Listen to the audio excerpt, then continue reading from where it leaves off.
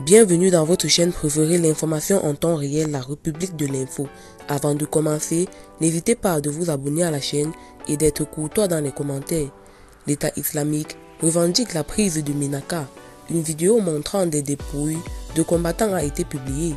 L'État islamique EI au Sahel a déclaré avoir pris la localité de Ménaka après une bataille rangée contre le GNIM, groupe de soutien à l'islam et aux musulmans, ou GFIM en français, et Al-Qaïda au Maghreb islamique, AKMI.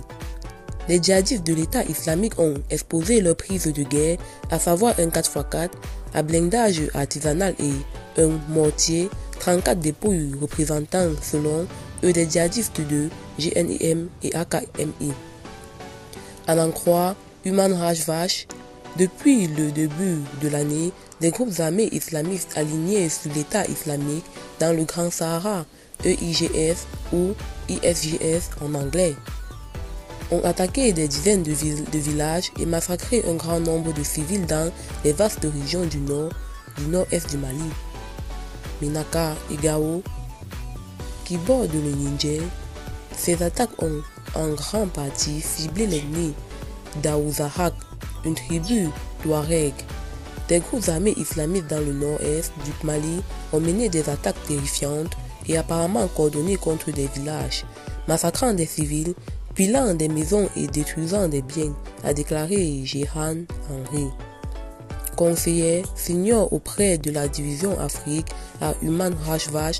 Le gouvernement malien devrait faire davantage pour protéger les villageois, particulièrement exposés au risque d'attaque, et leur fournir une plus grande assistance, avait-elle préconisé.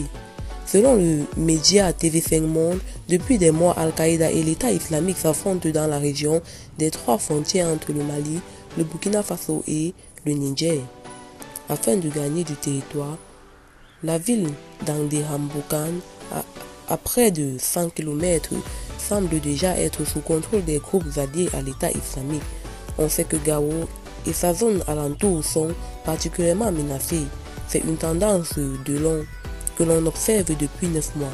Cette situation était donc prévisible, d'autant plus que le départ progressif des forces Barkhane et Takuba, qui agissaient dans cette région dite du Liptako, frontalière aux trois pays Mali, Burkina Faso, Niger, avait relevé Jérôme Pigné, cofondateur du réseau de réflexion stratégique sur la sécurité du Sahel.